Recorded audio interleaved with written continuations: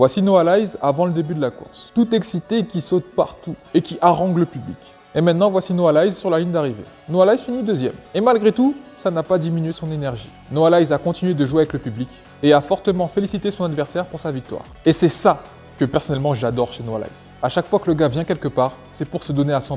Bien avant le jour de la course, il avait annoncé que cette course était du sérieux. Il avait donc l'objectif de la remporter et peut-être pourquoi pas battre le record du monde de la distance. C'est pour cela qu'une fois le jour J, une fois les deux pieds sur la piste, Noah Lyles extériorise ses émotions au maximum. D'une part pour assurer un spectacle pour le public, mais également pour lui permettre de s'investir à 100% dans sa course. Et ce, peu importe le résultat. Aujourd'hui, il a perdu, mais ça ne veut pas dire qu'il s'arrêtera demain. Il a perdu face à un adversaire qui s'est donné à 100% et qui mérite amplement la victoire. Et c'est ça qui donne envie au public de regarder une course. Donc d'un côté, je peux comprendre ceux qui ne sont pas forcément fans, ceux qui disent que Noah Lyles en fait beaucoup trop, mais d'un autre côté, c'est typiquement ce genre d'athlète qui est capable de donner un regain à la discipline. D'ailleurs, tu remarqueras qu'à chaque fois que tu entends le nom de Noah Lyles dans une information, c'est forcément lié au sport.